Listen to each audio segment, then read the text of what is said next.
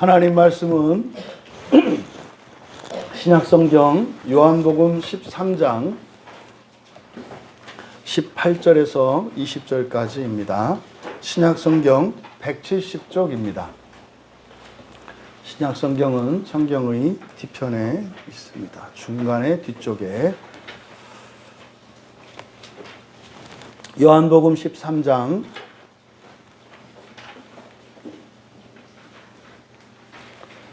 18절에서 20절까지 말씀을 한 목소리로 함께 읽겠습니다. 내가 너희 모두를 가리켜 말하는 것이 아니니라. 나는 내가 택한 자들이 누구인지 알미라. 그러나 내 떡을 먹는 자가 내게 발꿈치를 들었다 한 성경을 응하게 하려는 것이니라. 지금부터 일이 일어나기 전에 미리 너희에게 일러둠은 일이 일어날 때에 내가 그인 줄 너희가 믿게 하려 함이로라. 내가 진실로 진실로 너희에게 이르노니 내가 보낸 자를 영접하는 자는 나를 영접하는 것이요 나를 영접하는 자는 나를 보내신 이를 영접하는 것이니라. 아멘. 잠시 기도합니다. 진리의 영이신 성령님, 이 시간 참으로 말이 둔한 자가 어리석고 미련하게 하나님의 말씀을 전하고자 이 강단에 섰사오니 전하는 자나 듣는 자나 저희들의 마음을 주장하시는 성령 하나님께서 이 성경 말씀에 담긴 참된 진리의 말씀이 밝히 드러나게 하시고 저희들의 심령에 심겨지게 하시며 뿌리 내리고 자라가 생명으로 열매 맺게 하여 주시옵소서. 감사하며 예수님의 이름으로 기도하옵나이다. 거룩한 주일로 예배에 참여하신 여러분 모두를 또 불편한 중에 가정에서 인터넷으로 예배에 참여한 모든 분들을 환영하며 주님의 이름으로 축복합니다. 이 시간이 하나님의 창조의 시간이 되어서 참으로 지금까지는 우리가 생각할 수 없었던 그리고 기대할 수 없었던 새로운 인생을 시작하게 되는 복된 시간이 되기를 진심으로 축복합니다. 내가 택하게 된 자들이라는 제목으로 설교하고자 합니다. 설교하기에 앞서서 18절에 보시면 우리말 성경에 내가 택한 자들이 이렇게 번역이 되어 있습니다. 그런데 이것을 제가 내가 택하게 된 자들이라고 이제 바꾸어서 설교 제목을 삼은 것입니다. 그렇게 한 이유는 이제 본문을 설명하면서 여러분들에게 설명을 드리겠습니다. 18절 말씀을 보기에 앞서 바로 앞에 17절의 내용을 보셔야 합니다. 바로 앞에 17절을 보시면 너희가 이것을 알고 행하면 복이 있을 것이다 라고 하는 약속의 말씀이 있습니다. 여러분, 복 받기를 원하십니까? 아멘. 저도 많이 원합니다. 최고 제가 많이 받기를 원합니다. 그러니까 여러분도 최고 많이 받기를 원하시기 바랍니다. 사람은 우리들의 말과 우리들이 사는 세상에서 최고는 하나밖에 없습니다. 그렇죠? 그런데 하나님의 세상에서는 모두가 최고가 될 수 있습니다. 여기에 이제 불만이 있으신 분, 그거는 이제 생각에 좀 문제가 있는 겁니다. 그러니까 최고라고 하는 것은 다른 사람보다 더 낮게가 초점이 아니라 내가 누릴 수 있는 최대치를 말하는 거죠. 그러니까 사실은 각자의 최고가 다 같을 것 같습니다만 다릅니다. 모든 사람의 기대가 다르고 모든 사람의 소망이 다르다 이 말이에요. 그래서 하나님 나라에서는 모든 사람에게 최고의 최대의 복을 주실 수가 있는 거예요. 그래서 여러분 모두 마음속으로 그래 내가 최고의 복을 누리리라 이렇게 다짐하시는 여러분 되기 바랍니다. 여러분이 지금 조금 전에 그 고백을 했다면 반드시 그렇게 됩니다. 또 안 했으면 지금이라도 하셔서 그렇게 되기를 진심으로 바랍니다. 네, 그래서 17절에 복에 대한 약속이 있어요. 복에 대한 약속이 거기에 이어지는 겁니다. 그래서 이것을 알고 행하면 복이 있을 거야. 그럼 이것이 뭡니까? 서로 발을 씻겨주는 거예요. 서로 발을 씻겨주는 것. 근데 사람들은 어떻게 살아요?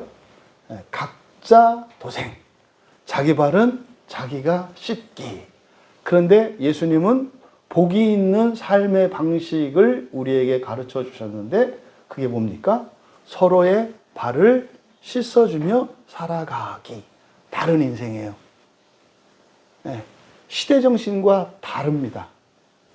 내 일은 내가 알아서 해라가 아니라 너는 다른 이의 삶을 챙겨주며 살아라.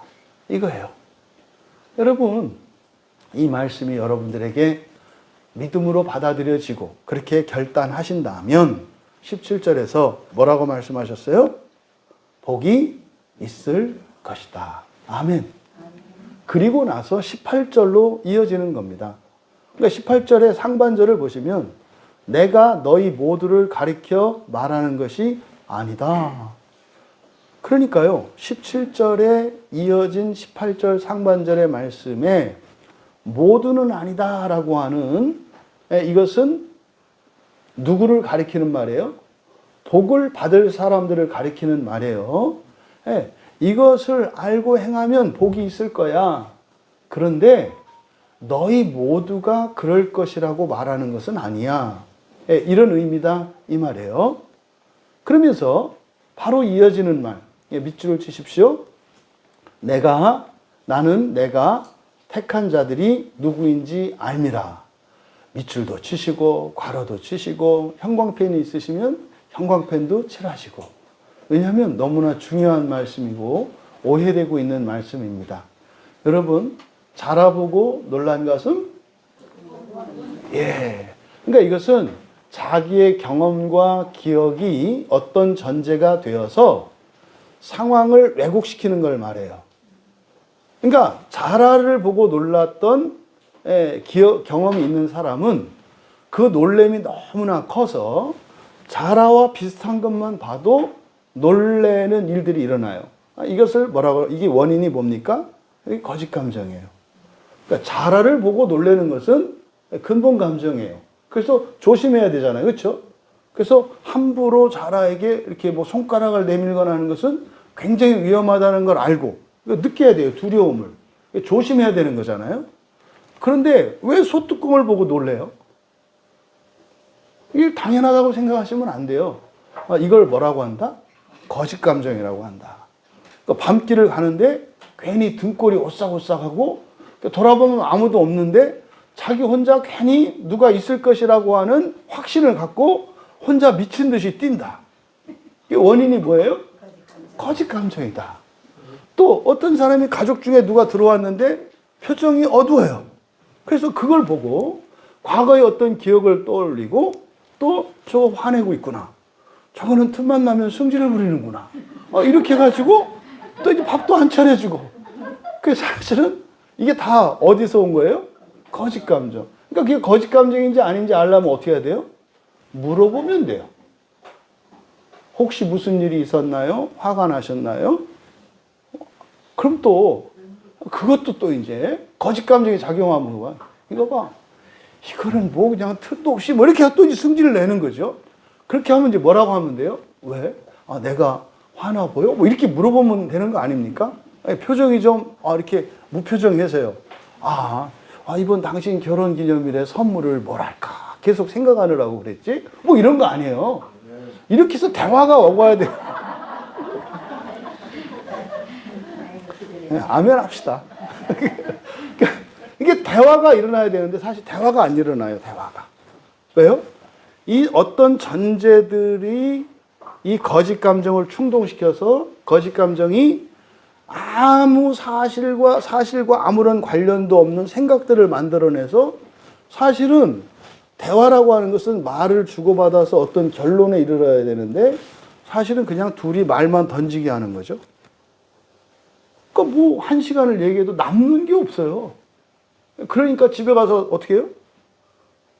아직도 전화하는 거잖아요. 우리 할 얘기 못했어. 이렇게. 그거 2시간 해도 할 얘기 어차피 못해요. 왜? 대화가 안 되니까. 심각할 정도로 이 거짓 감정에 영향을 받고 살아간다는 것을 기억하셔야 해요. 그러니까 지금 여기서 말입니다. 내가 택한 자들이 누군지 알미라 이거를 밑줄 치고 강조하라고 해놓고 왜 거짓 감정에 대해서 얘기를 했냐면 그러니까 여러분들이 알고 있는 여기서 나는 내가 택한 자들이 누구인지 알미라 이게 무슨 뜻이라고 여러분 생각하죠? 이렇게 자기 생각도 말 못하는 이 안타까운 우리들 뭐 이렇게 편안하게 얘기하면 되는데 이게 어떤 의미예요? 나는 내가 택한 자들이 누구인지 알미라. 이게 어떤 의미로 받아들이시냐고요. 이게 그러니까 긍정적인 의미로 받아들여지십니까? 부정적인 의미로 받아들여지십니까? 부정적인 의미. 그때 부정적이라는 게 누구를 염두에 두고 있어요? 예? 누구? 예? 뭐 또 틈만 나오면 나래. 그러니까 지금 사실은 요 배경 속에는 뒤에 일어난 어떤 사건이 깔려 있죠? 유다의 배반 사건이 깔려 있어요. 유다의 배반 사건이. 그런데 말입니다. 지금 밑줄 치라고 했던 이 구절을 기준으로 앞, 뒤가 달라요. 앞에 있는 내용, 18절의 상반절은 너희 모두를 가리켜 말하는 게 아니야 라고 할 때 이거는 복과 관련되어 있어요? 배반과 관련되어 있어요? 복과 관련되어 있다고 그랬잖아요. 17절과 연결되어 있으니까. 그런데 하반절에 있는 내용은 내 떡을 먹는 자가 내게 발꿈치를 들었다는 성경을 응하게 하려는 것이라. 이거는 여러분 누구에 대한 말씀으로 알고 계세요? 이거는 발꿈치를 든다라고 하는 것은 이제 배반하는 걸 뜻해요. 그러니까 이것은 가룟 유대의 배반 사건을 염두에 두고 계시잖아요. 그러니까 지금 내가 택한 자들이 누구인지 안다라고 하는 이 말씀을 기준으로 해서 모두는 아니야. 근데 앞에는 누구에 대한 얘기? 복을 받을 사람들에 대한 얘기. 뒤는 누구에 대한 이야기? 배신할 사람들에 대한 이야기예요.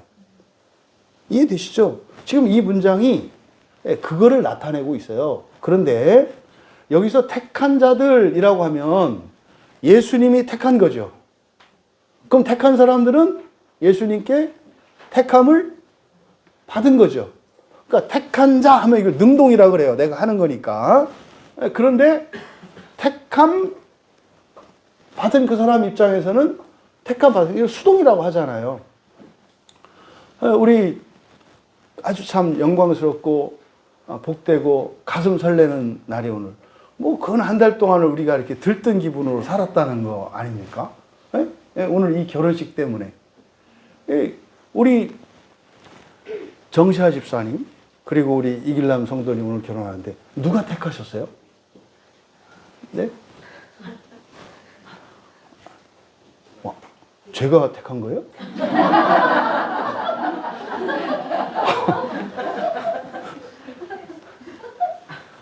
그 대답은 하지 마세요. 어떻게 대답해도 이건 함정에 빠지게 하려는 아주 나쁜 질문이기 때문에 그럴 때 그냥 가만히 하시면 돼요. 네.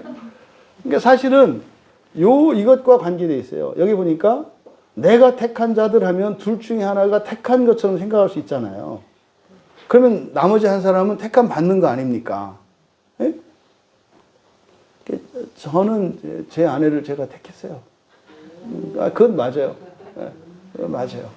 왜냐하면 뭐 한참 지나고 나서 결혼한지 알더라고요.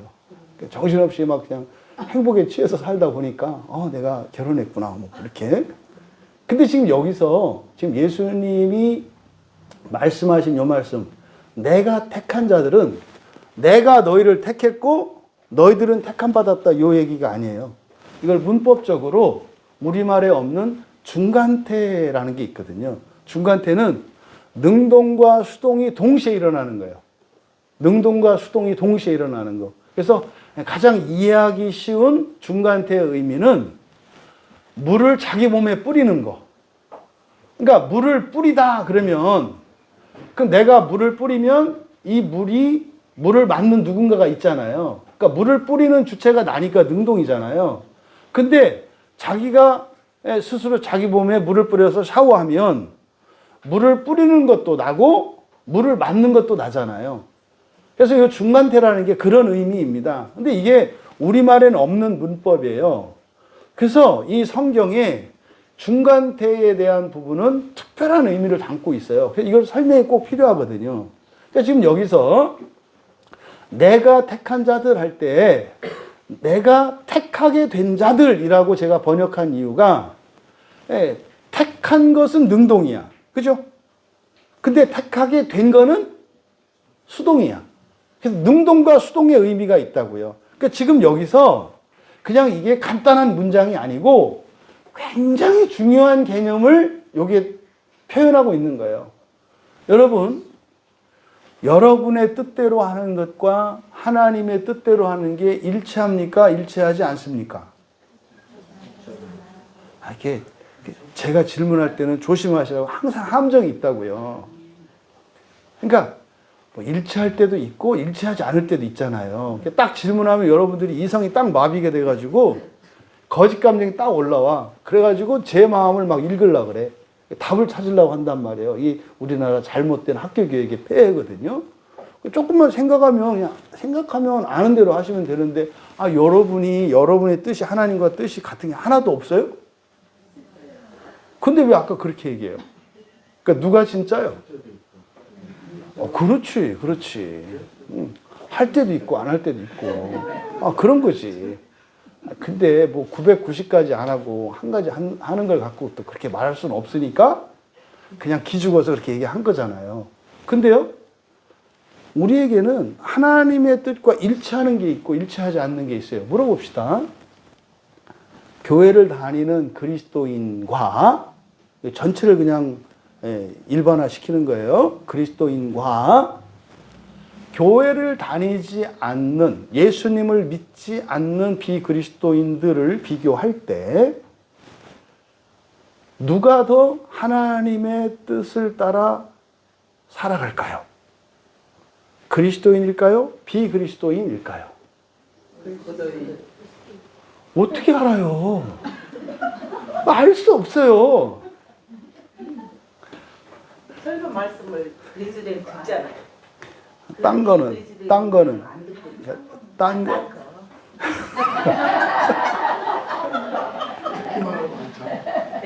여러분, 이런 거예요.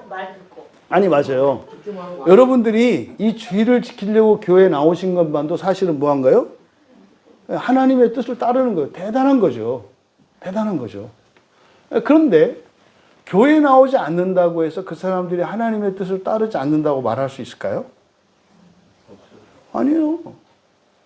성경에는 교회 나와라, 예배 드려라, 이 말씀만 있는 게 아니거든요. 뭐 하라 그래요? 착하게 살아라. 부모님께 효도하고 동네 어른들께 공경해라. 그리고 서로 참아주고 믿어주고 용서하고 사랑해라. 이런 말씀도 있단 말이에요. 그럼 여러분, 교회 안 다니는 사람들은 서로 사랑하지 않고 용서하지 않고 부모에게 효도하지 않습니까? 아니에요. 그죠? 그러니까 예수를 믿느냐 안 믿느냐, 교회를 다니느냐 안 다니느냐가 하나님의 뜻을 더 많이 잘 따르느냐 안 따르느냐를 결정하지는 않아요. 근데 교회 다니는 사람들이 크게 착각하고 있어요. 예수 믿고 교회 다니면 자기들이 교회 안 다니는 사람들보다 모든 면에서 하나님 뜻대로 산다고 착각해요. 순 거짓말쟁이들이지. 근데 사실은 의식적으로 거짓말하는 게 그렇게 속고 지낸단 말이에요. 그러니까 하나님을 교회 안에다가 가둬놓으신 거 아십니까? 대부분 교회 안에 감옥이 있어요. 감옥. 그 감옥에 누가 계신지 아세요? 하나님이에요. 하나님. 이 강단에 보이지 않는 철창이 있어서 하나님을 여기다 가둬놨다고요. 왜요? 하나님은 교회에 다니는 사람들만의 하나님이어야 하니까. 왜? 우리가 하나님 성격을 알거든. 하나님은 틈만 나면 어떻게 해요? 바깥에 나가서 사람들을 구원하시거든. 우리가 하나님을 아니까 어떻게 해요? 오지랖이 넓으신 하나님을 우리가 막기 위해서 나 가둬두는 거예요. 그래서 교회 다니는 사람과 교회 다니지 않는 사람이 이분법으로 딱 나뉘어요. 교회 다니는 사람은 하나님의 백성이고 교회 안 다니는 사람은 하나님의 백성이 아니래. 이런 얘기는 각 집안에서 그런 거예요. 착하고 공부 잘하는 애들만 엄마 아빠의 아들이고 공부 못하고 말 안 듣고 속세게 내는 자식이 아니라고 말하는 것과 같아요. 여러분 가정은 그러십니까? 어떻게 이 세상의 교회가 하나님을 그렇게 해괴망측하고 이상한 분으로 만들어 버렸느냐 이 말이에요. 착각하시면 안 된다고. 지금 여기서 내가 택하게 된 자들이라고 했을 때 이렇게 중간태로 나타내는 것은 하나님의 뜻과 우리의 자유의지가 함께 하는 것임을 나타내요. 지금은 하나님의 뜻과 우리의 뜻이 일치하는 것도 있고 일치하지 않는 게 있어요. 우리가 순종할 때가 있고 불순종할 때가 있다 이 말이에요. 우리가 믿는 게 있고 믿지 않는 게 있다 이 말이에요. 그런데 믿으면 순종하면 내가 너와 함께하고 너는 나의 백성이고 너는 구원받을 거고 네가 안 믿고 불순종하면 구원하지 않을 거고 너는 내 자식이 아니야 라고 말하지 않으신다는 거예요. 얼마나 많은 분들이 구천을 떠도는 망령들처럼 교회를 떠돌고 있는지 몰라요, 사람들이. 뭐 때문에? 구원의 확신 때문에. 내가 구원 받았나 안 받았나? 이건 말도 안 되는. 여러분 구원 받았나 안 받았나라고 하는 것은 여러 관점에서 말할 수 있는데 가장 핵심적인 것은 내가 하나님 자식 맞나 안 맞나 이런 뜻이거든요. 여러분 착하면 자식이고 불량하면 자식이 아닌가요? 아니잖아요. 근데 뭐 로마 캐톨릭은 그만두고 종교개혁 이후에 500년의 교회가 이따오로 가르쳤어요. 그러니까 늘 교인들, 개신교인들 마음속에는 주눅이 들어있고 두려움이 있고 눈치를 봐요. 그러니까 말도 못하잖아요. 틀릴까봐. 왜? 틀리면 낙제하고 낙제하면 구원 못 받을까봐. 여러분 지금 여기서 내가 택하게 된 자들, 예수님이 택하시게 된 자들이라고 하는 이 말 속에는 하나님의 주권과 신자들에게, 다시 말해 사람들에게 주신 자유의지가 충돌하지 않는 것임을 나타내요. 여러분 가운데에서 에덴 동산에 있는 선악과, 흔히 말하는 선악과 나무를 하나님이 그 자리에 두신 거에 대해서 이해하고 계신 분, 우리 광야교인들은 이해하고 계시겠죠. 근데요, 그거 하나 신학적으로 아직 해결이 안 됐어요. 그 뭐 끄떡하면 하나님의 주권이니 입 닫으라. 뭐 있다오죠. 여러분, 하나님의 주권과 사람에게 주신 자유의지가 충돌하지 않는다는 거예요. 왜 그럴까요? 불순종도 순종으로 만드실 수 있는 하나님이시기 때문에. 딱 잘라놓고 보면 불순종인 거 맞아요. 근데요, 이 불순종도 장차 어떻게 바뀔 겁니까? 완전한 순종으로 바뀔 거예요.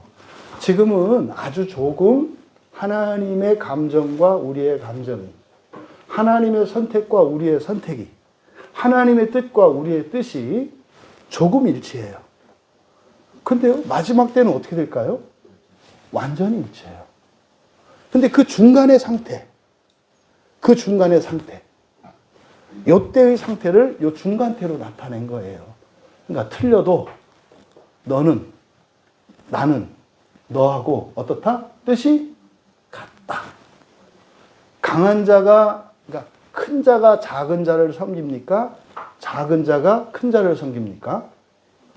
네, 세상은 작은 자가 큰 자를 섬겨요. 힘이 없는 사람이 힘 있는 사람에게 굴복한다 이 말이에요. 근데 성경은 하나님 나라는, 교회는 힘 있는 자가 힘 없는 자를 섬기는 거예요. 섬긴다는 것은 종이 된다는 거예요. 잘한 사람이, 맞은 사람이 틀린 사람과 그리고 못하는 사람보다 못한 사람 되는 게 교회의 원리라고요. 그 교회에서 자기가 제일 잘하는 것 같이 하는 사람이 어떤 사람이에요? 가장 작은 사람이 되는 거예요. 교회에서 가장 어리석은 것 같고 가장 주장도 없는 것 같고 그저 허드렛 일 하는 것 같은 사람이 사실은 어떤 사람이에요? 가장 큰 사람이에요. 그러니까 지금 이 자리에서 가장 작은 자가 누구겠어요? 네? 여기서 진짜로 가장 작은 자는 누구겠어요? 이 앞에 잘난 척하고 서 있잖아요. 그러니까 뭐라도 되는 것처럼 이렇게 얘기하고 있잖아요. 그러니까 사실은 뭐예요? 여러분들은 큰 분들이고 저는 작은 자. 그러니까 큰 여러분들이 작은 제 말을 들어주고 계시는 거지. 그러니까 여러분들이 또 그렇게 섬기는 거다 이 말이에요. 여러분, 지금 여기서 예수님이 택하시게 되었다라고 하는 이 말을 염두에 두셔야 돼요. 그러니까 이건 그런 겁니다. 철없는 아이가 막 고집 부려요. 그럼 어떻게 해요? 엄마가 따라주는 걸 말하는 거예요. 근데 엄마들이 이걸 잘못 생각하면 어떻게 돼요? 이거 봐, 이거 봐. 엄마가 하지 말라 그랬더니 너무 고집 부려가지고 그냥 내가 네 뜻 들었더니 이렇게 일이 망가졌잖아. 지금 뭘 얘기하려는지 아시겠죠? 예수님은 그렇게 말씀하지 않으세요. 고집 부려서 불순종과 멸망의 길로 갔어. 근데 예수님이 어떻게 해요? 말린다고요. 야, 너 그럼 다친다. 그거 힘들다. 너 생각보다 괴롭다. 너 손해가 크다. 이렇게 말씀을 하신다고 계속. 선지자들을 통해서, 친구를 통해서, 부모님을 통해서, 사랑하는 누군가를 통해서 경고를 하신다고. 근데 고집을 안 꺾어. 그냥 계속 가. 일이 망가졌어. 그때 사람들은 뭐라 그래요? 내겠지? 이럴 줄 알았어. 예수님은 그렇게 안 한다 이 말이에요. 어떻게 하신다는 거예요? 미안하다 하신다 이 말이에요. 미안하다. 이게 지금 이 중간대에 나타나 있는 의미예요. 근데 이 말씀을 중심으로 앞, 뒤가 다른 내용이다. 앞에 있는 내용이 보다 복을 받는 내용이다. 뒤에 있는 내용이 보다 예수님을 배신하는 내용이다. 그러면 복을 받는 것과 예수님을 배신하는 것, 이 일은 어떻게 일어난다? 예수님과 제자가 함께 하는 거다. 이 말 하는 거예요. 근데요, 주권은 누구에게 있다? 하나님께 있다. 근데 선택은 누가 한다? 네가 한다. 이 말씀이 지금 18절의 말씀이에요. 근데 말입니다. 여기에 보면 18절의 하반절에 성경을 응하게 하려는 것이다. 이렇게 돼 있어요. 성경을 응하게 하려는 것이다. 될 거라는 거예요. 될 거다. 그러니까 내 떡을 먹는 자가 내게 발꿈치를 들었다. 한 성경을 응하게 하려는 것이니라. 이렇게 이제 번역이 되어 있는데 이 내용이 그냥 우리말 성경으로 이렇게 보시면 이게 시편 41편 9절 말씀이에요. 시편 41편 9절 말씀에 그렇게 되어 있거든요. 내가 신뢰하여 내 떡을 먹던 나의 가까운 친구도 나를 대적하여 그의 발꿈치를 들었나이다. 요거를 인용한 거거든요. 근데 문제는 구약 성경을 인용할 때 한글 성경을 인용하는 게 아니에요. 헬라어로 쓰여진 70인역을 인용합니다. 그런데 여기에 발꿈치, 뒤꿈치죠. 뒤꿈치라고 번역한 요 단어, 이 단어가 이제 히브리어로는 아케부 또는 아케바라고 하는 말이거든요. 그런데 70인역으로 번역해 놓은 70인역 성경에는 41편, 시편 41편의 9절의 발꿈치와 지금 예수님이 말씀한 것을 기록한 요한복음 13장 18절 하반절의 발꿈치가 다른 단어예요. 그러니까 내용은 시편 41편 9절 말씀이어서 배신하는 얘기예요.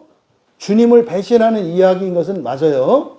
근데 문제는 단어는 다른 단어를 썼다고요. 그래서 이 단어를 왜 이렇게 바꿔서 쓰셨지? 예수님이 몰라서 그러셨을까? 아니에요. 의도를 갖고 가신 거예요. 그러면 여기에 발꿈치라고 지금 헬라어로 기록한 이 말씀과 같은 거, 이게 이제 푸테르나이거든요. 푸테르나라고 하는 말인데 이 말을 어디서 가져오셨을까? 이렇게 이제 성경을 찾아보면은 창세기 3장 15절 말씀에 창세기 3장 15절에 이 단어가 사용돼요. 창세기 3장 15절은 뭐냐면 뱀에 대한 저주거든요. 너로 여자와 원수가 되게 하고 내 후손도 여자의 후손과 원수가 되게 하리니 여자의 후손은 내 머리를 상하게 할 것이요 너는 그의 발꿈치를 상하게 할 것이다. 그래서 하와를 유혹해서 하나님의 뜻을 어기게 했던 그 사탄, 그 큰 뱀, 그 큰 뱀에 대한 저주의 내용이거든요. 그러니까 이 단어는 여기서 나오는 말이에요. 그래서 말씀드리고자 하는 것은 지금 요한복음 13장 18절에서 인용한 이 말씀은 시편 41편 9절과 창세기 3장 15절 말씀을 동시에 이렇게 끌어오고 있어요. 동시에 끌어오고 있다고. 그러니까 이중적으로 지금 인용하고 계십니다. 이렇게 한 이유는 뭘까? 이렇게 한 이유는 뭘까?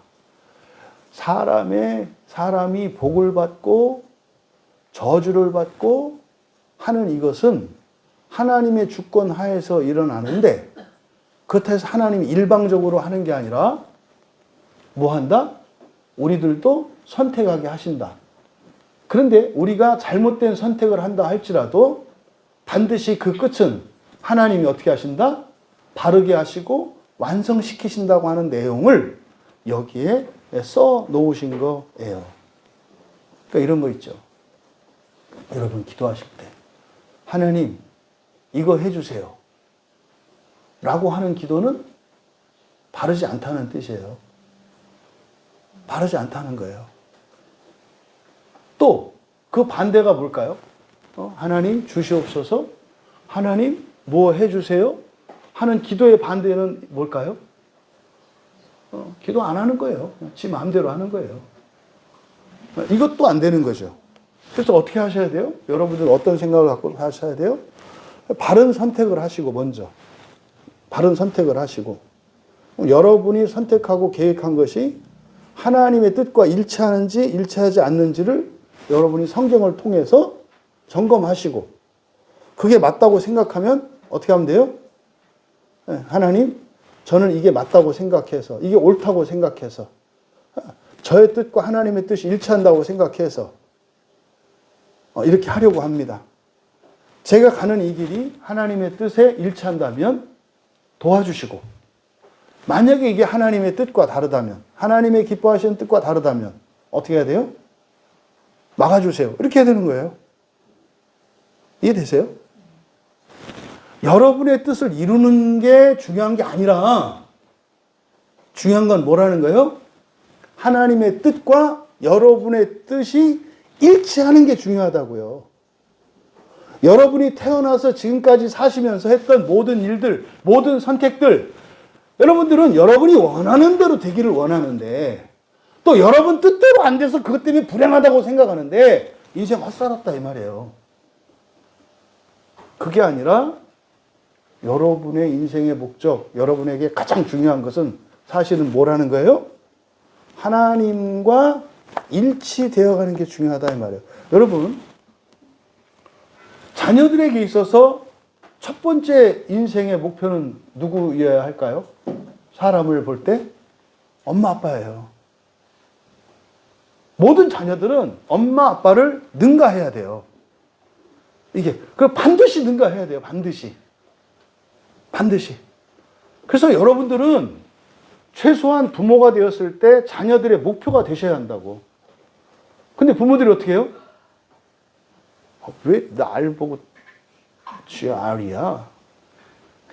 목사님을 따라가. 누구를 따라가. 그래서 하는 게 맨날 위인전 일으키는 거 아니에요? 위인을 닮아라. 그 엄마는 어디 있어? 나는 엄마잖아. 그게 뭔데? 그러니까 여러분, 항상 부모는 그래서요, 늘 여러분의 자녀를 의식하고 사셔야 돼요. 왜? 자녀들의 1차적인 목표는 누구니까? 부모니까. 자기는 자기 마음대로 살고 절제하지 않으면서 아이에게 왜 절제하고, 더 나은 인생을 살도록 노력하라 그래요. 자기는 마음대로 살면서. 그러면은요, 말을 들을까요? 부모의 행실을 따를까요? 행실을 따라요. 세상에 천하에 미련한 그 어른들이 자기 자식 험담하는 여자, 남자들이라는 거 아닙니까? 천하에 미련한 사람이. 천하에 나쁜 사람은 그런 사람에게 맞장구 쳐준다는 거 아닙니까? 집사님 애들 때문에 얼마나 속 썩었어. 애들이 너무한다, 그치? 너무 힘들겠다. 이게 미친 사람들이에요. 이게 뭐 하는 짓인지 모르는 거예요. 어떻게 부모가 자녀 험담을 해요? 네? 그건 험담할 게 아니라 뭐 해야 되는 거예요? 하나님께 기도할 내용이지. 기도해서 자녀가 잘 되도록 해야지. 왜 험담을 하냐고. 부모뿐입니까? 자녀들도 마찬가지예요. 우리 꼰대가 어떻고 뭐. 저주가 있을지어다. 부모에 대해서 악한 소리, 악한 말을 하는 사람들은요, 무조건 불행하게 돼 있어요. 그 부모님이 훌륭한 분이냐, 그렇지 않은 분이냐와는 상관이 없어요. 잊지 마세요. 잊지 마세요. 여러분, 여러분의 복과, 여러분의 행복과 불행, 여러분의 복과 저주는 하나님 주권 하에 있어서 마침내 다 누리시게 될 거예요. 하지만 사는 동안은 여러분들이 행복할 수도 있고 불행할 수도 있는데 그것은 누가 책임지는 거다?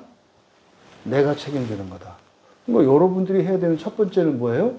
하나님 닮아서 여러분이 행복하고 존귀하고 영광스러운 길을 선택할 수 있는 사람이 되는 게 첫 번째예요.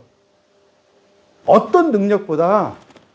그래서 여러분에게 분별력이 필요해요. 솔로몬이 구했던 게 그 분별력이에요. 지혜라고 말하는데 지혜가 아니고요. 하나님 뜻을 아는 거예요. 분별력이에요, 분별력. 왜요? 하나님 뜻은 최고의 길이니까. 그런데 이게 예수를 믿는 사람이라 하더라도 다 똑같지 않다는 거예요. 지금 말씀하는 게. 여러분들이 항상 예수 믿고 행복하고 잘 되기만 하는 게 아니라 여러분 자신에게 적용할 때.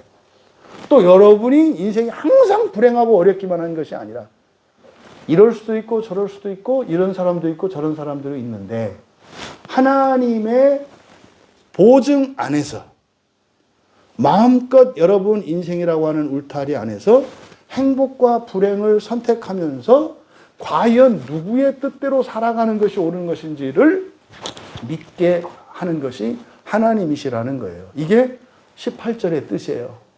여러분, 여러분도 다 아시잖아요. 이 뒤에 얘기. 뒷얘기 아시잖아요. 그래서 이 18절의 내용이 너무나 중요한 말씀이에요. 앞에서 서로 발을 씻겨주라 했습니다만 여러분 이제 2주 됐잖아요. 설교를 들으시고 2주 동안 여러분의 삶의 변화가 있었나 보세요. 나를 위해서 살던 인생에서 당신을 위해서 살아가는 인생으로 조금이라도 변화가 일어났고 생각의 변화라도 일어났는지 생각해 보시라고. 너는 나를 챙기고 나는 너를 챙기는 인생. 에? 여기에는 보장이 있어요. 그러면 내가 너희를 챙길 게거든요. 너희가 서로를 챙기며 살아가면 내가 너희를 챙길 게라니까요. 전능하신 하나님이 챙겨주신대요. 뭐하면? 우리가 나를 위해서 이기적으로 살지 않고 뭐를 하면? 오히려 나의 삶보다 다른 이의 삶을 더 우선시하며 살아가면 너희들도 그러는데 나도 그래야 되겠네 하겠다 이 말이에요. 그럼 여러분이 설사 이타적인 삶을 사느라고 일시적으로 손해를 보고 어려움을 겪는 것 같을지는 몰라도 하나님이 여러분 인생을 그렇게 하시겠네요. 사실은 여러분이 사람을 섬기고 사랑하느라고 손해를 보면 볼수록 결과적으로 어떻게 돼요? 이익이 커요. 그냥 믿음으로. 이해되는 게 아니라 믿음으로 받으셔야 되는 거라서. 그래서 모두는 아니다라고 말씀하신 거다. 이 말이에요. 그래서 제자들이라고 다 똑같은 거 아니다. 또 이렇게 하나님의 주권 하에서 보장 안에서 우리에게 선택지가 주어져 있지만 모두 그걸 사용하는 것도 아니고 모두 그것을 바르게 사용하는 것도 아니다라는 말씀을 18절에서 한 거예요. 여러분, 제가 이렇게 뭐 어렵게 설명한 것 같습니다만 예수님이 말씀을 어렵게 하셔서 이렇게 설명한 거예요. 잘 생각하시라고. 그래서 절대 여러분 인생은 하나님 없이 되어진 것도 없습니다만 여러분의 자유의지와 선택 없이 이루어진 것도 없다. 그래서 제일 중요한 건 뭐다? 나의 판단과 하나님의 판단이, 나의 기쁨과 하나님의 기쁨이 일치되어 가는 게 중요하다. 이게 핵심이에요. 일이 되고 안 되고가 중요한 게 아니라 내가 어떤 사람? 하나님이 선택할 수 있는 것을 선택하는 사람이 되는 게 중요하다 이 말이에요. 하나님이 기뻐하는 것을 기뻐할 수 있는 사람이 되는 게 중요하다 이 말이에요. 이게 핵심이에요. 여러분 자녀들이 생각해 보세요. 엄마 아빠가 선택하는 것을 선택할 수 있는 자녀 된 거 아니에요 그러면? 그렇잖아요. 엄마 아빠가 열심히 할 것을 열심히 하는 자녀 됐잖아요. 엄마 아빠가 피하는 것을 피하는 자녀 됐지 않냐 이 말이에요. 근데 그게 끝은 아니죠. 그죠? 그걸 넘어가야 된다고. 나를 넘어서 누구에게 가야 돼요? 하나님을. 1차적으로는 자녀들이 부모를 넘는 경험이 있어야 돼요. 그래야 예수님을 실제로 자녀들이 따라가게 된다 이 말이에요. 부모가 빠지고 예수님을 닮아가라 그러면은 1층에서 2층을 계단 없이 뛰어오르라고 하는 것과 같아요. 착한 애들은 어떻게 됐어요? 맨날 뛰어오른다고 하다가 맞박이 다 깨져가지고 피가 이렇게 흘려요. 왜? 엄마가 뛰라고 그래가지고 2층 올라가려고 하는데 올라갈 수 없잖아요. 막 달려. 더 빨리 와야 되나? 막 달려가지고 일찍 벽에 확 부닥치는 거 아니에요. 계단이 되어주시는 여러분 되시기를 바랍니다. 목적은 뭡니까? 그래야 우리의 자녀들이 예수 그리스도를 목표로 살아갈 수 있게 되기 때문이에요. 그래서요, 서로 발을 씻겨주라고 하셨던 이유가 뭡니까? 서로 발을 씻겨주는 게 목적이 아니야. 목표가 누가 돼요? 예수 그리스도가 되니까. 그리고 그럼 이 이야기에서 사실은 이게 요한복음 1장 33절에 성경 이 요한복음 시작을 할 때 사도 요한이 예수님을 소개할 때 사도 요한은 사도가 아니죠. 세례 요한은 자신은 물로 세례를 준다. 근데 뒤에 오시리 더 크신 이가 있어. 그분은 어떻게 한다? 성령으로. 근데 우리말 성경에 지금 우리 개신교에서는 세례라는 말, 그러니까 한국 기독교에서는 세례라는 말을 쓰기 때문에 이게 이제 성경을 이해하는데 참 문제가 돼요. 원래 세례라고 번역되어 있는 원래의 성경의 뜻은 뭐예요? 침례인데 이게 뭡니까? 침례가 물에 담근다는 뜻이거든요. 그러니까 우리는 물로 세례 준다 이렇게 하는 이유는 세례식을 할 때 이게 뭐 그릇에 떠가지고 물로 이렇게 머리에 뿌리니까 물로 세례 준다가 이해가 된단 말이에요. 근데 성경은 그게 아니고 뭐라고요? 물 속에 담근다예요. 그러니까 이 개념이 잘 안 와닿는다고요. 그럼 여러분 보세요. 물로 세례 줘. 그러니까 성령으로 세례를 준대. 그러니까 어떻게 해요? 목사들이 이렇게 하잖아. 성령 받아라. 성령 받아라. 왜? 물로 세례 주는 게 아니라 예수님은 성령으로 준대. 난 또 주의 종이니까 나도 성령 세례를 줘. 그래가지고 어떻게 뭐 성령 받아라. 갔어요? 그러니까 이게 코미디도 이런 코미디가 없는 거예요. 그대로 성경에 있는 내용은 무슨 뜻이에요? 세례 요한은 물속에 담갔어요. 나는 물속에 담그지만 예수님은 어떻게 하신다는 거예요? 성령 속에 담그신다는 거예요. 성령 속에 담그신다는 거예요. 이게 빛 가운데 있다는 거라 했잖아요. 그러니까 이 말, 그럼 여러분 보세요. 어떤 사람이 물에 잠겼어. 그럼 이 사람은 어디에 있어요? 물 속에 있는 거 아니에요. 물과 일체된 거 아니에요. 그럼 성령 속에 담갔어? 그럼 우리는 어디에 있어요? 성령 속에 있네. 근데 성령은 아니야. 그죠? 그래서 성령이 어떻게 하신다고 그랬어요? 우리 속으로 오셔. 우리 안에 계신 성령. 우리 밖에 계신 성령이네. 우리는 어디 있어요? 성령과 성령. 하나님과 하나님 사이에 끼어 있네. 이게 뭐예요? 이게 육신이에요. 하나님의 뜻과 다른 우리의 육신이라고. 그래서 판단이 달라. 그래서 우리는 뭐예요? 하나님 아닌 그것이 하나님과 완전히 연합하도록 살아가는 것이 인생이에요. 이걸 지금 설명하는 거예요. 사실은 이거를 성경의 용어로 뭐라고 합니까? 완전히 하나님과 일치되기 위해서 살아가는 것을 뭐라 그래요? 이걸 코이노니아라고 한다고요. 코이노니아는 이렇게 같이 지내기만 하는 게 아니라 뭐예요? 서로의 모든 것을 함께 나누는 거예요. 그래서 우리 집사님과 성도님의 결혼식이 두 분에게만 기쁨이 되는 게 아니라 온 교회의 기쁨이 됐잖아요. 제가 어젯밤에는 또 가까운 목사님들에게 기도 부탁을 했거든요. 오늘 이 결혼식과 이 부부에게 정말 새로운 인생, 영광스럽고 행복한 야, 우리가 진짜 예수 안에서 결혼한다는 게 이런 거구나를 생생하게 경험할 수 있도록 축복해달라고. 스리랑카 목사님들도 세미나 참여했던 분들이 우리 교회 얘기를 다 알거든요. 다 감격해요. 한 가지 설교 김에 광고 때 할 건데 얘기를 해야 되겠네요. 우리 부부 얘기를 했더니 스리랑카 목사님들이 요청을 하셨어요.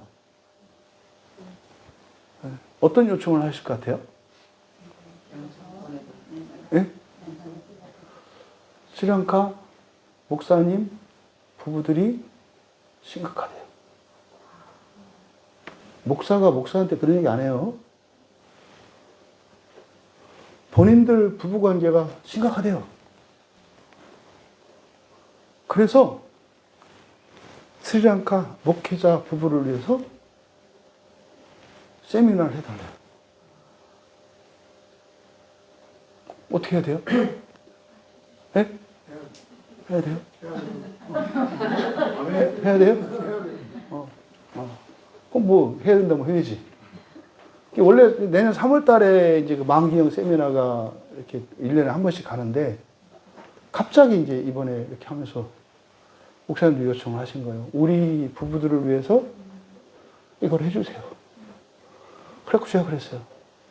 아니, 저도 단임 목회하는 교회가 있어요. 한국교회는 매일 새벽 기도하고 수요일 금요일 모여서 설교하고 이렇게 해요. 그랬더니 그 목사님들이 뭐라고 하시는 줄 아세요? 목사님, 코인원이 하잖아요.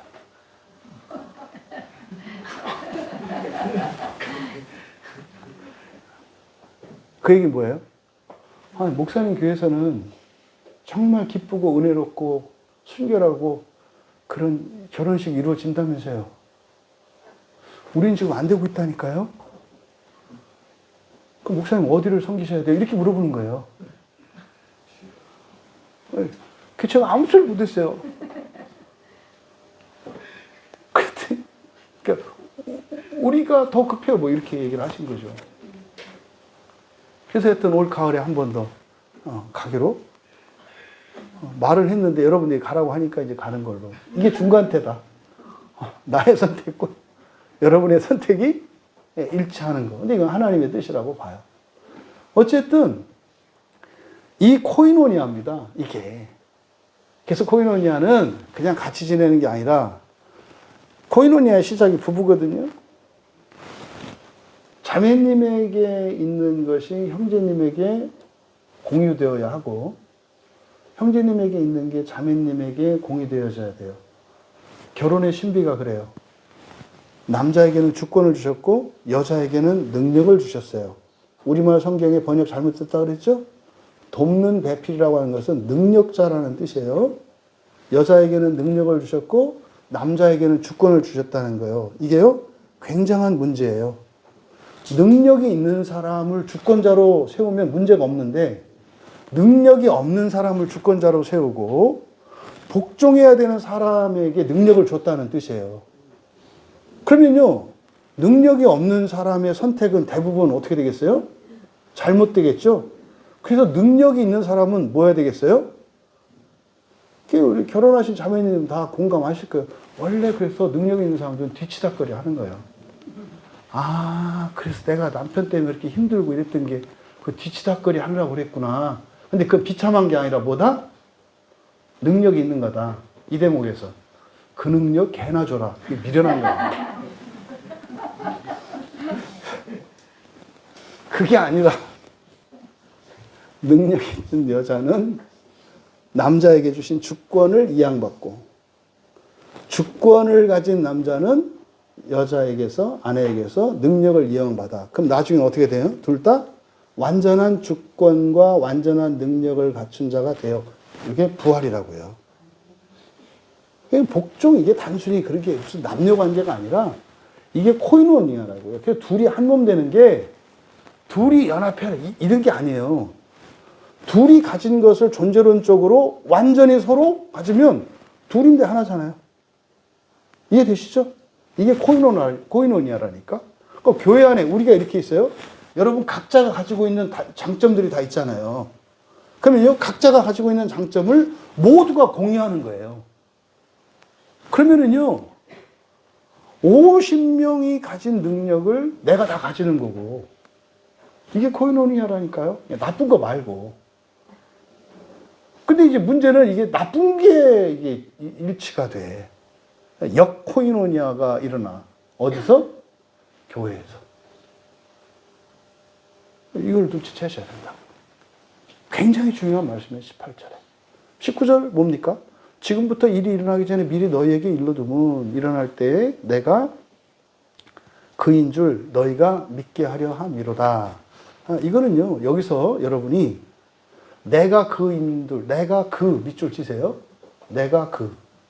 이것도 번역이 지금 잘못되어 있는 대표적인 굉장히 중요한 말인데 잘못되어 있는 거예요. 이게 에고 에이미거든요.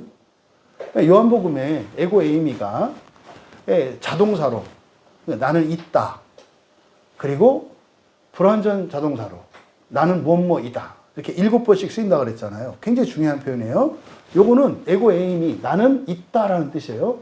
나는 있다, 존재한다라는 뜻이에요. 이게 7번 쓰이는데 6번째입니다.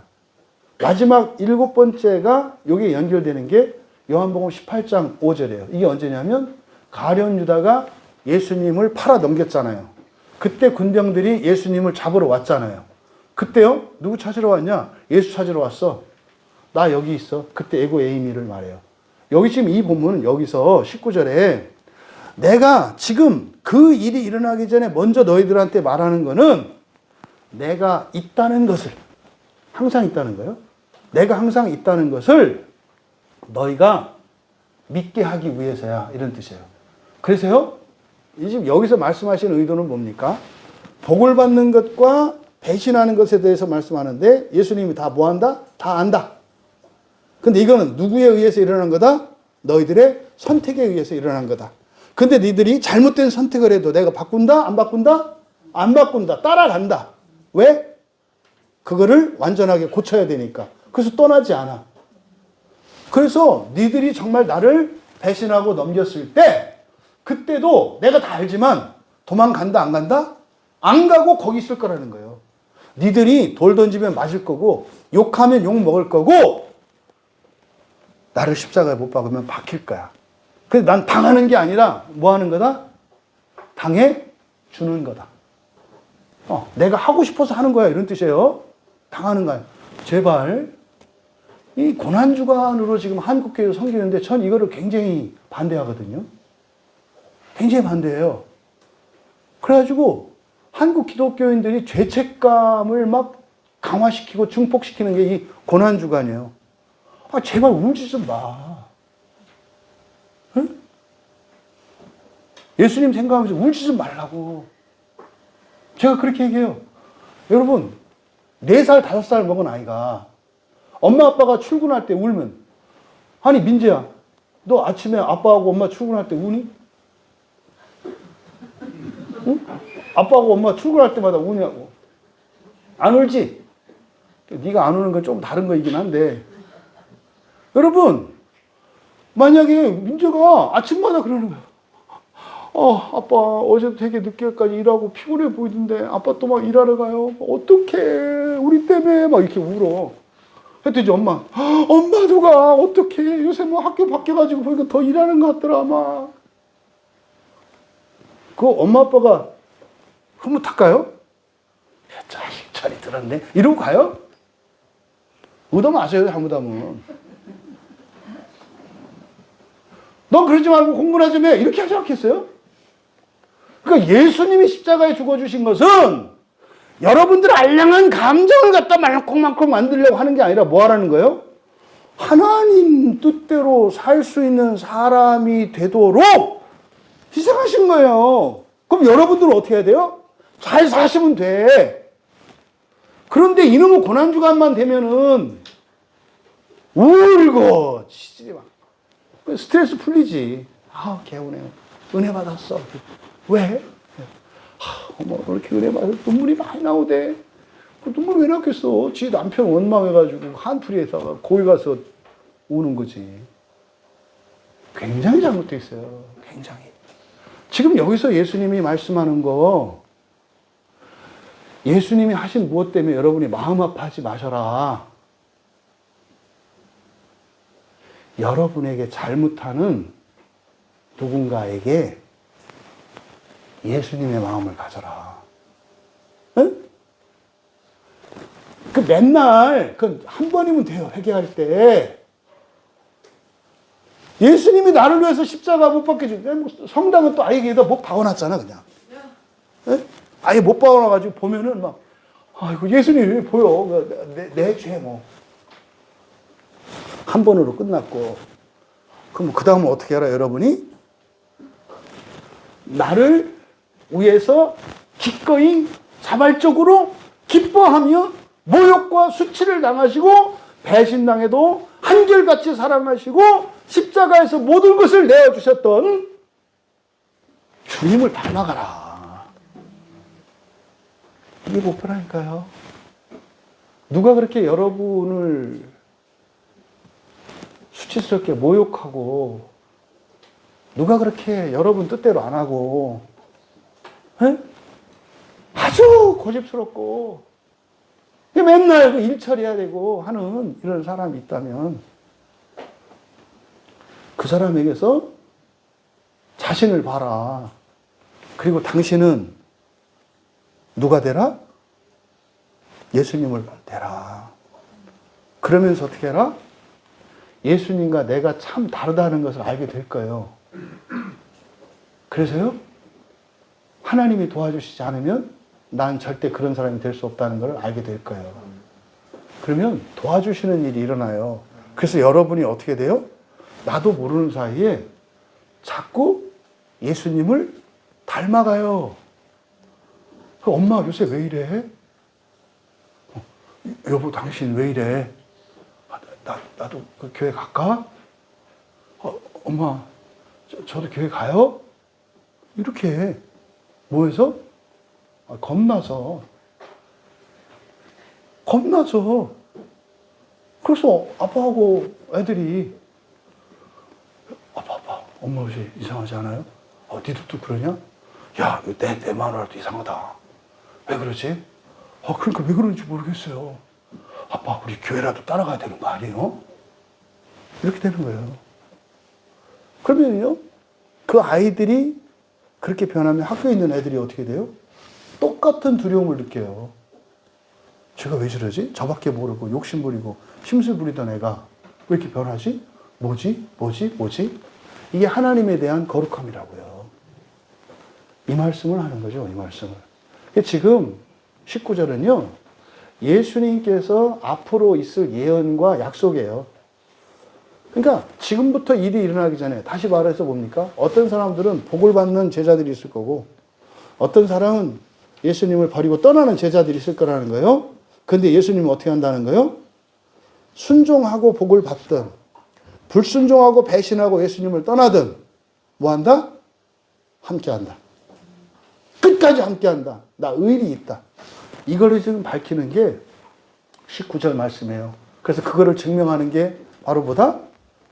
18장 5절에서 배신하는 자리에서 잡혀갈 걸 아셨고 배신해서 이렇게 그 일이 일어날 걸 아셨지만 피하신 게 아니라 어땠다? 약속 지켰다라고 나타내는 거예요. 이게 그래서 18장 5절과 연결되어 있다 이 말이에요. 그래서 여러분들이 은혜롭고 평화롭고 좋을 때 하나님이 함께 하셔. 뭐 이거는 다 느끼지 않아요? 지금 예수님이 이 말씀을 하신 것은 뭐냐면 그때 제자들이 배반해서 체포당하셨을 때 어쩔 수 없이 된 게 아니다. 싫어서 그 일을 한 게 아니다. 일부러 했다. 여러분에게 적용하면요. 여러분이 범죄하고 여러분이 신앙의 양심을 버리고 여러분이 여러분 뜻대로만 고집스럽게 살아가고 할 때 그렇게 해서 여러분이 어떤 환난과 어려움을 만났을 때 그때 기억하라고 하시는 말씀이에요. 그때도 예수님은 어떻게 한다? 함께 계신다는 거예요. 있어. 그래서 네 고집대로 네 뜻대로 하지 말고 내 뜻대로 하는 게 나를 위한 게 아니라 누구를 위한 거다? 너를 위한 거다. 라고 하는 것을 깨우쳐 주시고 회복시키시고 회개시키는 것이 주님이시라는 것을 지금 나타내시는 거다. 보세요. 이 약속을 믿지 않았고 이 말씀을 깨닫지 못했던 제자가 있어요. 누굴까요? 유다예요. 다 도망갔거든요. 다 도망갔다고요. 근데요, 자살한 건 한 사람이에요. 왜 그랬을까요? 옛날에 열심히 예수님을 따라다닐 때는 예수님한테 인정받는 줄 알았어. 예수님의 제자인 거 알았어. 근데 배신하고 나니까 나는 제자가 아닌가 보다. 아닌가 보다. 그때를 대비해서 다시 말해 가룟 유다가 훗날 자살할 그 순간을 대비해서 하신 말씀이에요. 뭐 하지 말라고? 자살하지 말라고. 낙심하지 말라고. 내가 있는 이유가 사실 이것 때문에 있는 거야. 네가 순종을 해서 복을 받는 건 사실 나 없어도 되잖아. 왜? 아니 하나님 뜻대로 가니까. 나를 못 느껴도 괜찮아. 근데 진짜 예수님을 잊지 말고 기억해야 될 때는 언제예요? 하나님 없는 것 같을 때. 내가 하나님에게서 멀리 떠나온 것 같을 때. 내 인생에 소망도 없고 기쁨도 없는 것 같을 때 이 말씀을 생각해야 된다고. 뭐를? 에고 에이미. 내가 있어. 내가 있어. 너 두렵니? 외롭니? 슬프니? 과거의 사건에서 못 벗어나고 있니? 창조한 내가 있어. 창조한 내가 있어. 이게 지금 19절 말씀이고 그게 잡혀가실 때 증명을 하셨다. 그리고 20절에 아멘 아멘 진실로 진실로 너희에게 이르노니 내가 보낸 자를 영접하는 자는 뭐 뜬금없는 얘기 같지 않아요? 이게 여러분 지금 18절, 19절, 20절에 비약이 심해요. 이게 쭉 연결이 안 된다고. 여기서 내가 보낸 자를 영접하는 자는 그게 뭡니까? 우리한테 주시는 말씀이에요. 여러분이 어렵고 힘들 때 예수님에게서 전화 오던가요? 응? 아, 전화 오시더냐고. 누구야? 여러분이 기쁨도 없고 절망할 수밖에 없고 이제는 진짜 이렇게 버티고 살아야 되나? 이제 좀 그만하면 안 되나? 이제 더 이상 할 수 없는 것 같은데 하는 이때 예수님한테 전화 오냐고. 아니잖아요. 그 답을 주신 거예요. 누가 나다? 내가 보낸 자. 내가 보낸 자가 나야. 이렇게 이어지는 거예요. 여기서 조심하실 것은 영접하다 밑줄 치시고요. 영접하는 것은 누가 누구를 찾아오고 누가 누구를 영접해요? 예수님이 찾아오시고 우리가 맞아들이는 거네. 그죠? 영접한다는 건 그런 거잖아요. 네, 오늘 우리 정철 집사님 결혼을 축복하기 위해서 오신 분들 진심으로 환영하고 진심으로 감사해요. 여러분 아시나요? 여러분은 우리 두 분의 결혼식을 축하하기 위해서 오셨지만 오늘 여러분들이 이 교회에 들어와서 예배를 드린 이것으로 이 교회를 세우는 일에 참여하셨다는 거. 그렇게 두려워하지 마세요. 한 번 예배 드린 것 자체가 마치 교회 위에 떼장을 떼서 이렇게 한 켠 올려놓는 것과 같아요. 대단한 일을 하신 거라고. 교회 한 번 가서 예배를 드리는 게 그런 의미가 있어요. 물론 여러분들이 일당은 그거보다 후히 받아요. 그러니까 자랑은 못해. 왜? 받는 게 훨씬 크거든. 하지만 그것과 별개로 여러분들이 교회에서 예배드리는 것 자체는 어떻다? 굉장히 영광스러운 일이라고요. 굉장히 의미 있는 일이에요. 여러분들이 뭐 시간당 뭐 100만 원을 받고 나가서 강의할 수 있는 분이라 하더라도 교회에서 보내는 게 훨씬 더 가치가 있어요. 그런 거예요, 그런 거. 그래서 여러분, 영접한다는 것은 여러분들이 온 거지. 여러분 온 거잖아요. 온 거잖아요. 그러니까 여기서 영접하다라고 번역한 단어가 람바노라는 단어인데 람바노는 취한다는 뜻이에요. 이 꽃을 여기 있잖아요. 이걸 제가 꺾어서 가지는 거. 이게 람바노예요, 람바노. 그러니까 여기서 내가 보낸 자를 영접한다라고 하는 것은 누가 와서 전도하거든 받아들여 이런 정도가 아니에요. 굉장히 이거는 적극적인 행위라고요. 뭐 해라? 오늘 결혼식 하니까 멀고 좀 어렵더라도 결혼식 하는 광야교회 뭐 해라? 가라. 오셨잖아요. 이게 람바노예요. 그러니까 영접한다는 것은 소극적으로 이렇게 뭐 제가 이렇게 전하면 받아들이는 이게 아니라 뭐예요? 여러분들이 주체가 돼서 취하는 거예요. 취하는 거. 그러니까 지나가다가 뭐 교회 다니는 사람 있으면 어떻게 하는 거예요? 데리고 집으로 끌고 들어오는 거예요. 이렇게. 이게 람바노라니까요. 뭐 똑똑 예수 믿으세요. 아 들어오세요. 이런 소극적인 행동이 아니에요. 그러니까 이걸 영접하다라고 번역한 이 단어의 의미를 오해하시면 안 된다. 굉장히 적극적인 거라고. 그러니까 누가 오기를 기다리는 게 아니라 뭐 하는 거예요? 여러분이 가는 거라고. 응? 옛날에 어떤 식당을 전도하는데 그래서 새벽마다 열어가지고 새벽에 그 콩나물국을 먹을 수 있어가지고 너무 감사했어요.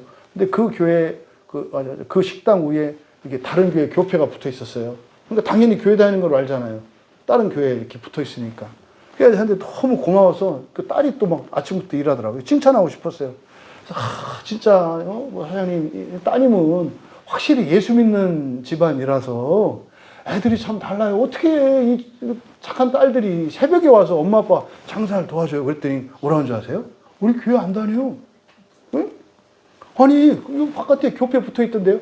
아, 그 교회 분들이 오는데 그 교회 분들이 오셔가지고 이거 안 붙이면 교회 다니는 사람들이 귀찮게 한다고 이거 붙여놓으면 편하다고 그래서 붙여놓고 갔대요. 이게 세종교회. 그래서 이렇게 보내자면 이제 딱 침발로 놓은 거예요. 다른 사람 전도 못하게. 안 다녀? 그랬더니 그때 그것만 붙여놓고 교회 가자고를 안 해요. 그래서 지금 우리 식구들이 교회 가기로 하는데 지금 6개월째 기다리고 있대요. 그래서 아니 이거 바로 앞에 교회인데 가면 되지. 그랬더니 아니 교회는 전도해야 되는 거라면서요.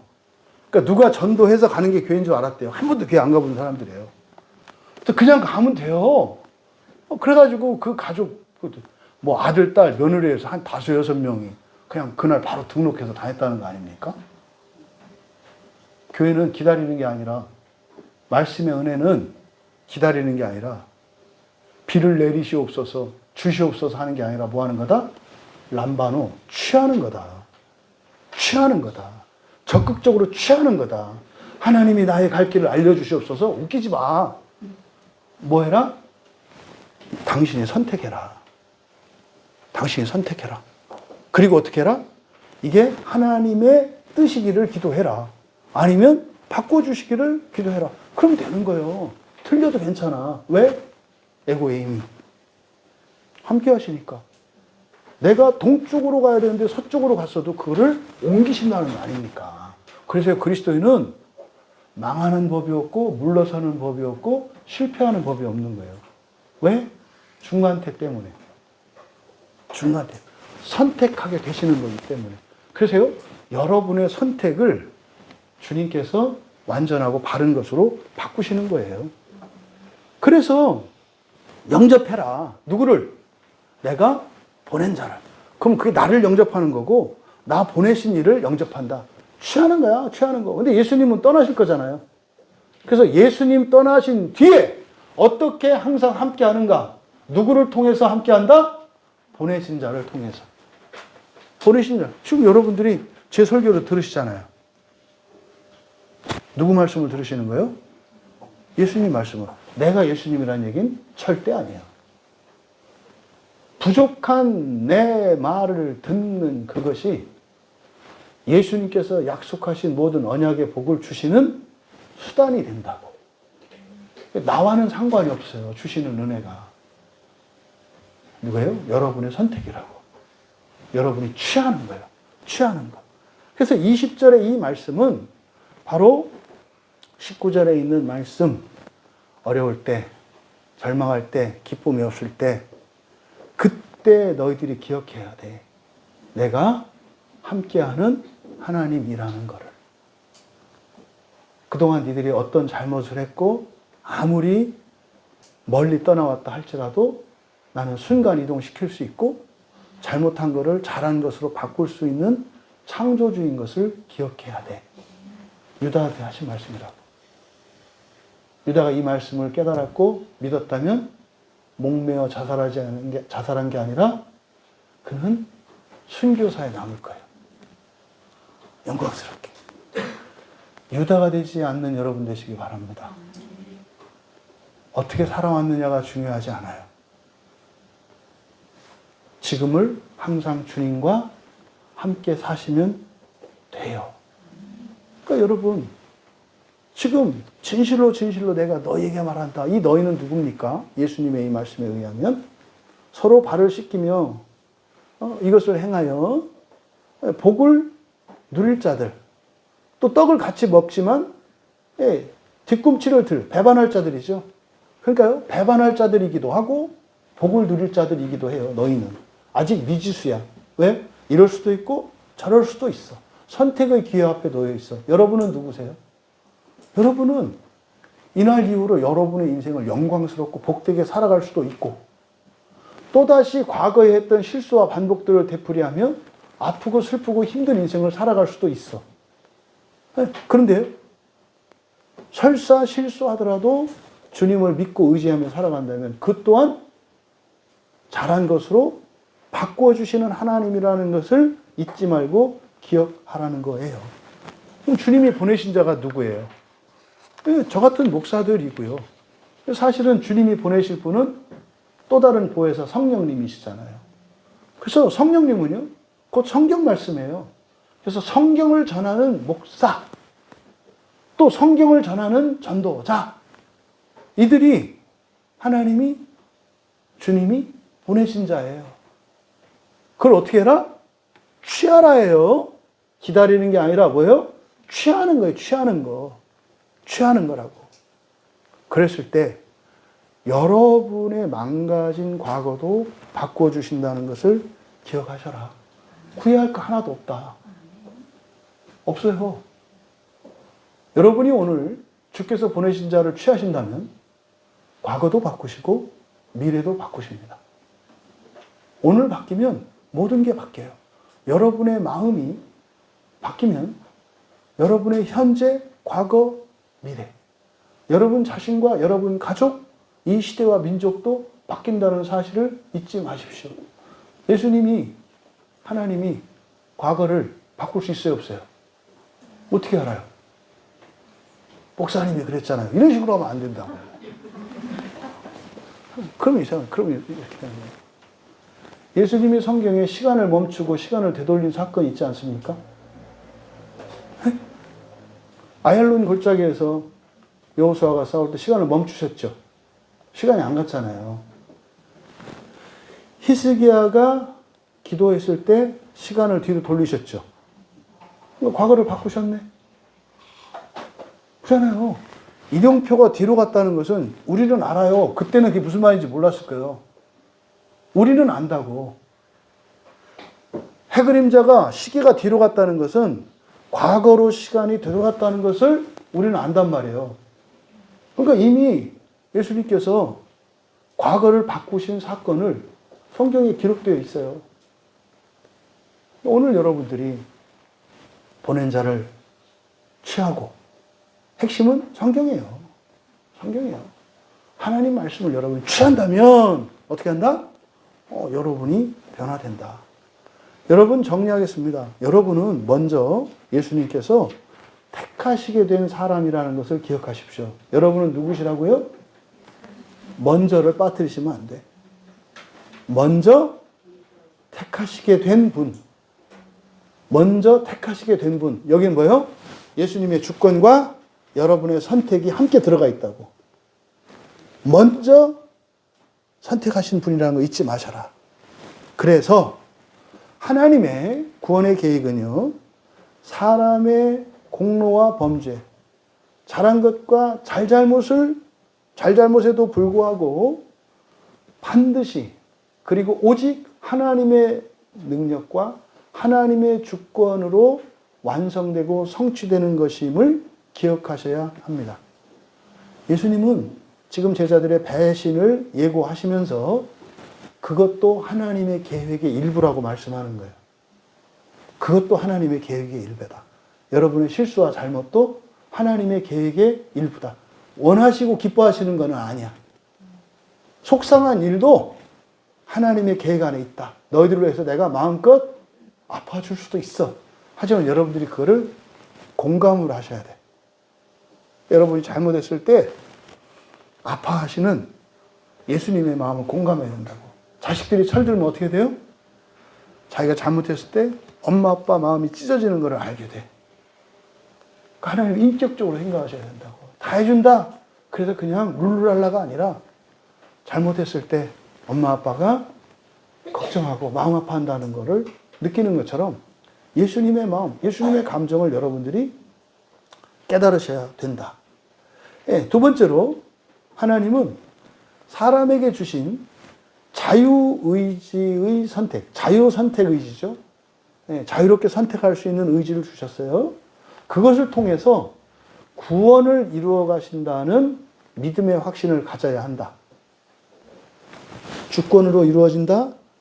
우리에게 주신 자유의지를 통해서 주권을 이루어 가신다. 이거를 기억해야 된다 이 말이에요. 그래서요. 근데 먼저 알려주세요. 바른 선택과 잘못된 선택을 가르쳐 주신다고. 최선의 선택과 최악의 선택을 가르쳐 주신다고. 그게 성경이에요. 하지만 최악의 선택을 했을지라도 어떻게 하신다?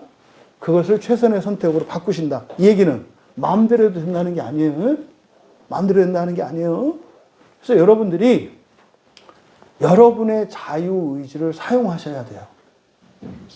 제발 뭐 하나 마음대로 못하고 물어보고 이러지 마셔라. 여러분 양심에 비춰서 이게 하나님이 기뻐하시는 뜻일까 아닐까 두 번만 생각해라. 그리고 나서 어떻게 해라? 해라. 틀려도 괜찮다. 왜? 여러분의 자유의지를 통해서 주권을 이루시는 분이니까. 주권을 주시고 우리의 자유의 의지에서 완성되는 게 아니에요. 우리의 자유의지를 통해서 주권을 이루신다고. 실수도 잘한 것으로 바꾸시는 하나님이시다 이 말이에요. 세 번째로, 그래서 우리는 바르고 선한 선택을 하기 위해서 범죄하기도 하고, 또 우리가 배신을 하기도 하고, 또는 당하기도 한다는 사실 기억해라. 잘할 때도 있고 잘못할 때도 있다. 그렇게 하면서 우리는 예수님을 닮아가는 것임을 기억해라. 그래서 성경을 주신 거고, 교회를 주신 거고, 저와 같은 목사의 직분을 세우시고, 또 전도자들을 세우신 거예요. 왜요?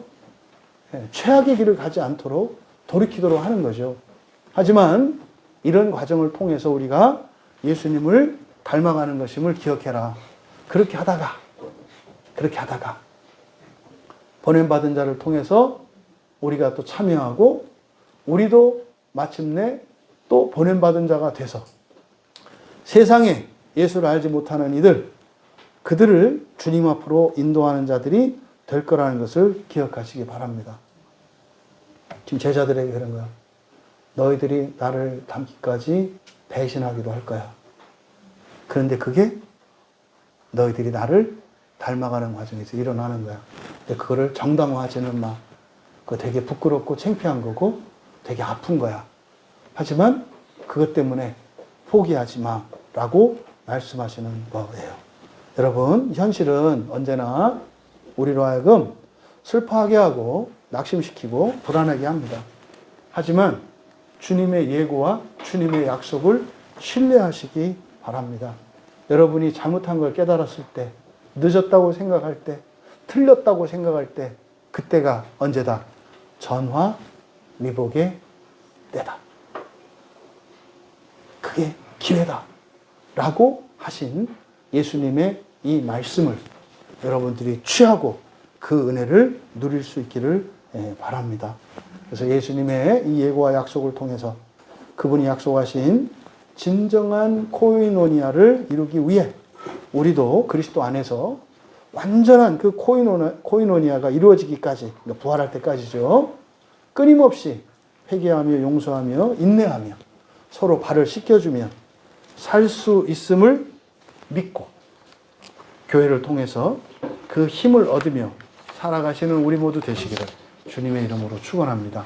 찬양 준비해 주시기 바라고요. 여러분, 잘할 때만 예수님이 아니시고 예수를 믿는 사람들에게만 하나님이 아니고 만유의 주이십니다.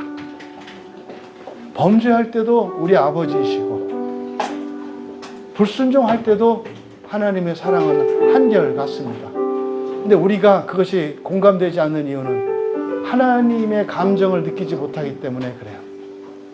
여러분이 오늘 이렇게 예배 나올 때 하나님이 어린아이처럼 기뻐하셨을 거예요. 얼마나 좋아하시든지. 근데 여러분들이 하나님으로부터 멀어질 때 하나님이 얼마나 외로워하셨는지, 그리고 얼마나 속상하셨는지, 그리고 얼마나 두려우셨는지 또 못 볼까 봐 하나님을 전인격적으로 믿고 신뢰하며 진정한 코이노니아를 누리며 살아가는 우리가 되기를 진심으로 바랍니다.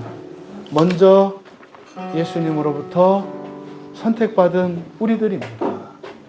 아직 주님을 알지 못하는 그들을 또 주님의 보내심을 받아 온 세상을 주님 앞으로 인도하기까지 이런 시행착오 속에서도 낙심하지 않고 믿음 잃지 않고 소망 가운데 사랑하며 살겠노라고 다짐하시며 우리 함께 찬양합니다. 주 여기 운행하시네. 예, 이곳 가운데 충만하신 성령, 우리 마음 가운데 충만하신 성령, 하늘에 계신 예수님과 지금 이곳 가운데 있는 우리를 하나 되게 하십니다. 그 코이노니아를 감사하고 누리시며 함께 찬양하시기 바랍니다. 완벽한 계획을 세우시고 세상을 창조하셨듯 여러분을 태어나게 하셨습니다. 지금까지 살면서 또 현재 여러분에게 이런저런 결핍이 있고 어려움이 있을 수 있습니다. 하지만 그분은 완전한 분이시고 나의 하나님이시며 약속을 반드시 지키시는 하나님인 것을 잊지 마십시오. 중요한 것은 현재 여러분의 상황이 아니라 그 하나님에 대한 여러분의 믿음이 얼마나 취약한가 하는 것입니다. 환경을 보고 하나님의 능력을 판단하는 것은 참으로 어리석은 일입니다. 하나님, 어떤 역경과 시련 속에서도 하나님을 의심하지 말게 하옵소서. 하나님의 완전한 계획을 소망하게 하옵소서. 지금의 나로 지금에 없는 것을 믿게 하시는, 완전하게 하시는 하나님을 믿습니다 고백하며 주님 남기 원합니다. 나의 인생 가운데 주의 역사가 표적으로 나타나기 원합니다. 은혜를 구하며 함께 기도합니다.